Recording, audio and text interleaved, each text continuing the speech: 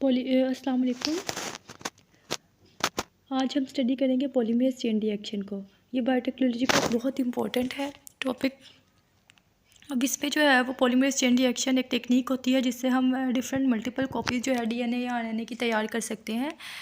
PCR जो है 2 word से मिलकर बना है पॉलीमरेज। पॉलीमरेज का ये एक एंजाइम होता है जो कि डीएनए या आरएनए जो है उसके पॉलीमर्स बनाते हैं, मतलब उसकी रेप्लिकेशन करवा सकता है। चेन रिएक्शन जो है एक ऐसा केमिकल रिएक्शन होता है जो कि आगे जो है एक्सपोनेंशियल वे में प्रोग्रेस करता है।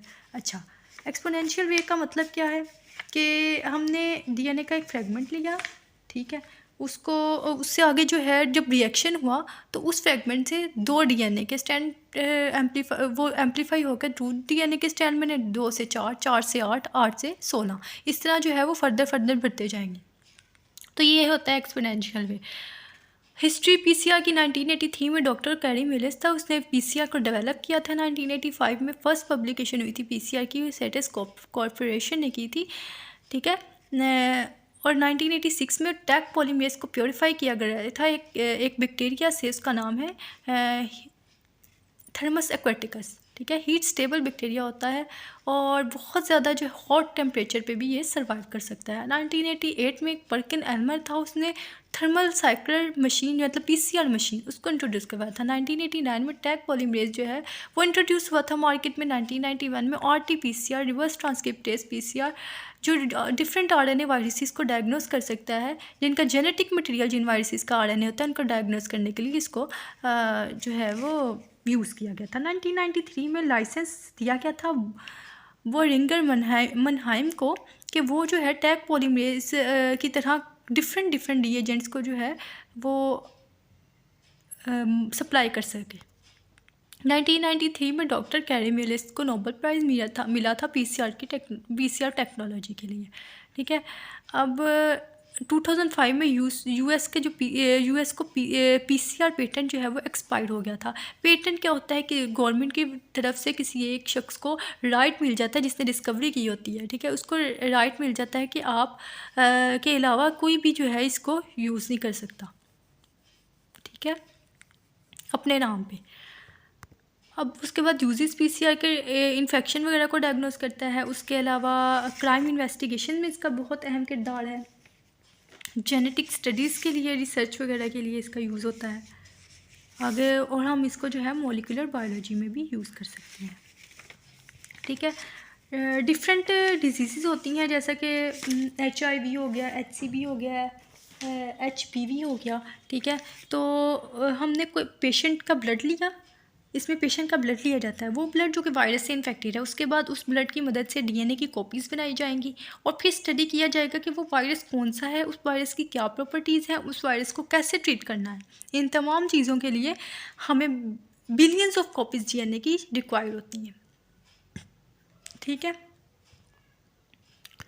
अब नेक्स्ट है इक्विपमेंट थर्मल साइक्लर, जिसको हम पीसीआर मशीन कहते हैं। अच्छा, पीसीआर मशीन में ना ये बेसिकली किन चीज़ों पर मुश्तमिल होती है? स्मॉल ट्यूब से मुश्तमिल होती है। वो स्मॉल पीसीआर ट्यूब जो है उनको उसमें टैग पॉलीमरेज, उसके अलावा डीएनटीपीज, प्राइमर्स, ये जो रिक्वायरमेंट्स होती हैं ना, उसके अंदर ट्यूब के अंदर डाल के इसको पीसीआर मशीन में रखा जाता है, तो रिएक्शन परफॉर्म होता है और आगे जो है एम्प्लीफिकेशन होती है। अब किन किन चीज़ों की ज़रूरत होती है पीसीआर मशीन में, तो हम वो आगे डिस्कस करते हैं। टैग पॉलीमरेज क्या होता है? ये डीएनए पॉलीमरेज ही है, ठीक है। और ये जो है एक हीट टॉलरेंट बैक्टीरिया जो कि हॉट एरियाज़ में रहता है, हाई टेम्परेचर पे सर्वाइव कर सकता है। उस बैक्टीरिया से इसको आइसोलेट किया गया था। तो ये बैक्टीरिया जो है हीट स्टेबल होता है, 70 डिग्री सेल्सियस पे भी सर्वाइव कर सकता है। डीएनए पॉलीमरेज एंजाइम जो है वो क्या करता है, नए स्टैंड्स बना देता है डीएनए के। जो पहले ही टेम्पलेट है ना, एग्जिस्टिंग स्टैंड जो है टेम्पलेट का, उससे जो है नए स्टैंड्स जो है डीएनए के बना देता है, ठीक है। एग्जांपल पीएफयू डीएनए पॉलीमरेज है, वो पायरोकोकस फ्यूरियोसस से जो है प्योरीफाई हुआ था। बीएसटी डीएनए पॉलीमरेज है, वो बेसिलस स्टीरियोथर्मोफिलस बैक्टीरिया को प्योरीफाई करवाया गया था। अब नेक्स्ट है प्राइमर्स। प्राइमर्स क्या, डीएनए पॉलीमरेज को उसको ना रिएक्शन स्टार्ट करवाने के लिए प्राइमर्स की ज़रूरत होती है। ये short nucleotide oligo nucleotide sequence है, इनकी लेंथ 18 to 25 न्यूक्लियोटाइड लॉन्ग होती है। प्राइमर जो है वो इम्पोर्टेंट होते हैं। प्राइमर इम्पोर्टेंट होते हैं ताकि जो भी हमने अपनी मर्ज़ी का डीएनए का एक पोर्शन लिया उसको एम्पलीफाई करवाने के लिए, ठीक है। जिस भी पोर्शन को हमने डीएनए के एम्पलीफाई करवाना है तो इसको एम्पलीफाई करवाने के लिए हमें प्राइमर्स की ज़रूरत होती है। अब 3 किस्म के प्राइमर्स होते हैं, फॉरवर्ड प्राइमर, रिवर्स प्राइमर और डीजेनरेट प्राइमर। फॉरवर्ड प्राइमर क्या होते हैं, ये ऐसे प्राइमर्स हैं जो कि एंटीसेंस स्ट्रैंड जो है डबल स्ट्रैंडेड डीएनए के जो एंटीसेंस स्ट्रैंड है उनके कॉम्प्लीमेंट्री होते हैं, ठीक है। कॉम्प्लीमेंट्री मतलब ऑपोजिट। अब सॉरी इसको हम जो है वो 5' प्राइमर भी कहते हैं, ठीक है। और उसके अलावा ये जो है एंटीसेंस स्ट्रैंड की एम्पलीफिकेशन करवाते हैं। रिवर्स प्राइमर क्या करते हैं, ये सेंस स्ट्रैंड की एम्पलीफिकेशन करवाते हैं। सेंस स्ट्रैंड होता है जो कि कोडिंग स्ट्रैंड होता है। डीजेनरेट प्राइमर, अच्छा पीछे पे बताया जो सेंस स्ट्रैंड होता है ना वो मैसेंजर आरएनए के अंदर जो है उसकी ट्रांसक्रिप्शन नहीं होती, सॉरी ये है, ठीक है। और जो एंटीसेंस स्ट्रैंड होता है उसकी मैसेंजर आरएनए के अंदर जो है ट्रांसक्रिप्शन हो जाती है, ठीक है। तो इन दोनों में डिफरेंस ये है कि जो सेंस स्ट्रैंड होता है ना वो क्या होता है, वो मैसेंजर आरएनए के अंदर उसकी ट्रांसक्रिप्शन हो जाती है। और जो दूसरा है ना एंटीसेंस स्ट्रैंड उसमें ना क्या होती है, मैसेंजर आरएनए के अंदर ट्रांसक्रिप्शन नहीं होती, मतलब ट्रांसक्राइब नहीं होता ये स्ट्रैंड मैसेंजर आरएनए के अंदर। डीजेनरेट प्राइमर जो है मिक्सचर है प्राइमर्स का जिसमें तमाम सीक्वेंस होते हैं, ACTG हर किस्म का सीक्वेंस होता है। मतलब अब इसमें हमें ना जो टेम्पलेट स्टैंड है उसका सीक्वेंस नाउन नहीं होता, ठीक है। तो ये ऐसा प्राइमर होता है कि जो वहाँ पे जो सीक्वेंस होगा उसके मुताबिक आके लगेगा, ठीक है। मतलब कोई भी इसमें बेस लग सकती है, हमें नाउन नहीं होता इसलिए पता नहीं होता। ACTG ये सब बेसिस मौजूद होंगी इसमें, ठीक है। लेकिन एक पोजीशन पे चेंज आएगी अकॉर्डिंग टू टेम्पलेट स्टैंड, यानी कि जो थर्ड पोजीशन होगी ना बेस की वहाँ पे चेंज आएगा। अब डीएनए टेम्पलेट ये डीएनए का एक स्टैंड होता है जिसको हमने एम्पलीफाई करना होता है, जिसके आगे हमने मज़ीद कॉपीज़ बनानी होती है। DNTPs ये 4 डिफरेंट डीऑक्सीराइबोन्यूक्लियोटाइड ट्राइफॉस्फेट है। DNTPs यानी कि एडेनिन, ग्वानिन, साइटोसिन, थाइमिन, ये क्या करती हैं, डीएनए रेप्लिकेशन करवाने के लिए बेसिक यूनिट्स होती हैं। डीएनए पॉलीमरेज जो है वो हर कॉम्प्लीमेंट्री बेस ऐड करती है नए स्टैंड ऑफ डीएनए के अंदर। जो डीएनए का नए स्टैंड है, अब टेम्पलेट स्टैंड पे जो बेसिस मौजूद होंगी उसके अपोजिट डीएनए स्टैंड पे जो कॉम्प्लीमेंट्री डीएनए स्टैंड जो हम बना रहे हैं जिसकी एम्पलीफिकेशन करवाई जा रही है स्टैंड की, उसके जो अपोजिट स्टैंड बन रहा है उस पर टेम्पलेट स्टैंड के अपोजिट बेसिस आके लगेंगी। तो वो जो बेसिस लगेंगी वो कॉम्प्लीमेंट्री बेसिस होंगी, ठीक है।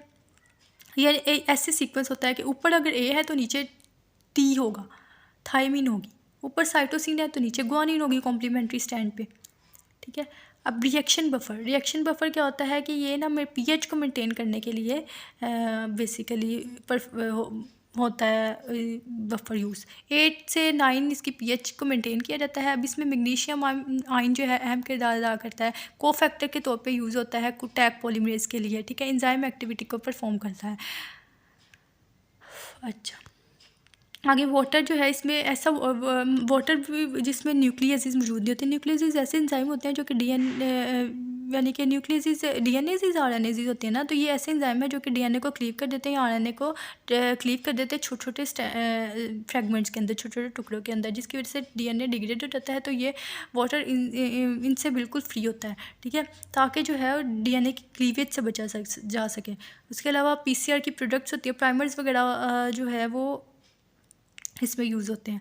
अब PCR grade water highly purified होता है, इसको ऑटोक्लेव किया जाता है। ऑटोक्लेव क्यों करवाया जाता है, ताकि जो आरएनएसिस और डीएनएसिस एंजाइम्स हैं जो कि डीएनए या आरएनए को क्लेव करने के लिए का बाइस बनते हैं, उनको रिमूव करता है। और पीसीआर वर्क के लिए ये बहुत ज़्यादा आइडियल है। स्टेप्स पीसीआर की डीनेचुरेशन जो है ये फर्स्ट स्टेप है, इसमें डीनेचुरेशन की जाती है। शुरू में क्या होता है कि जो डबल स्टैंडर्ड डीएनए है तो वो क्या होता है, इसमें ब्रेक डाउन हो जाते हैं। क्यों? क्योंकि हम इसमें ना हाई टेम्परेचर प्रोवाइड करते हैं 90 to 98 डिग्री सेल्सियस तक, ठीक है। 1 मिनट के लिए इसको परफॉर्म किया जाता है। इसमें 2 स्टैंड अलग अलग हो जाएंगे और हाइड्रोजन बॉन्ड जो है उनके दरमियान ब्रेक हो जाएंगे। अनीलिंग में क्या होता है, टेम्परेचर को डिक्रीज़ करवाया जाता है 52 to 54 डिग्री सेल्सियस तक और 2 मिनट के लिए इसको परफॉर्म किया जाता है। इसमें क्या होता है कि इसमें आके प्राइमर अटैच होते हैं, टेम्पलेट स्टैंड के थिक प्राइमर से आके अटैच हो जाते हैं। अब जो इसमें अनीलिंग स्टेप का जो टेम्परेचर है वो प्राइमर के मेल्टिंग टेम्परेचर पे डिपेंड करता है, ठीक है।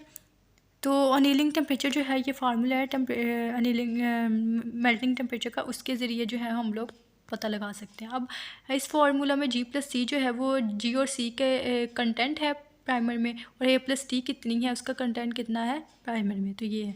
एक्सटेंशन फाइनल स्टेज में हम जो है वो टैग पॉलीमरेज़ का इंट्रोडक्शन करवाते हैं। वो 72 डिग्री सेल्सियस पे स्टेबलाइज होता है, 1 मिनट के लिए इसको परफॉर्म किया जाता है। और DNA पॉलीमरेज़ क्या करता है, वो 3 प्राइम एंड पे जो है वो प्राइमर के आके अटैच होता है और आगे कॉपी कर देता है, पूरे टेम्पलेट स्टैंड की कॉपी कर देता है, ठीक है, जिससे एक नया स्टैंड बन जाता है। अब इधर देखें, डीनेचुरेशन स्टेप में जो हाइड्रोजन ब्रेक हैं, हाइड्रोजन बॉन्ड हैं वो ब्रेक हुए हैं और 2 स्टैंड में हो गया, इधर 2 स्टैंड में कन्वर्ट हो गया। ऊपर था DNA स्टैंड, नीचे ब्रेक हो गए बॉन्ड, और फिर उसके बाद आके अनीलिंग स्टेप में प्राइमर लगा। प्राइमर से आगे एक्सटेंशन में हमने जो है वो पॉलीमरेज आके अटैच हुआ, तो उसने जो है ये आगे इसको एक्सटेंड करवा दिया, प्राइमर को एक्सटेंशन करवा दी, ठीक है। तो एक नया स्टैंड जो है वो जनरेट हो गया, तो नए स्टैंड DNA के बन गए। अब फर्स्ट साइकिल में जो है वो ठीक है 2 कॉपीज़ बनी, फिर सेकंड में 4, फिर थर्ड में जो है 8 कॉपीज़ बनी, फिर 4 में कितनी बनेगी 16, इस तरह बढ़ता जाएंगे। तो ये एक्सपोनेंशियल वे होता है, ठीक है। PCR का एडवांटेज क्या है कि ये PCR बहुत ज़्यादा सेंसिटिव होता है, ठीक है। DNA सिर्फ एक सेल में, हर किसी के सेल में DNA मौजूद होता है, ठीक है। उसको आइसोलेट करवाया जाता है और फिर उसको एम्प्लीफिकेशन उसकी करवाई जाती है, ठीक है। ये प्रोसेस थोड़ा फास्टर है और जो जीन क्लोनिंग में जो मेथड है उनकी निस्बत थोड़ा टाइम कंज्यूमिंग होता है। PCR जो है वो म्यूटेशंस वगैरह को डिटेक्ट करने के लिए भी यूज़ होता है। Thank you. अगर होप सो आपको वीडियो पसंद आई होगी। अगर कोई सवाल है तो आप मुझसे कमेंट सेक्शन में पूछ सकते हैं। वीडियो अच्छी लगी हो तो लाइक कर दें, इसे अपने दोस्तों के साथ शेयर करें और सब्सक्राइब करें।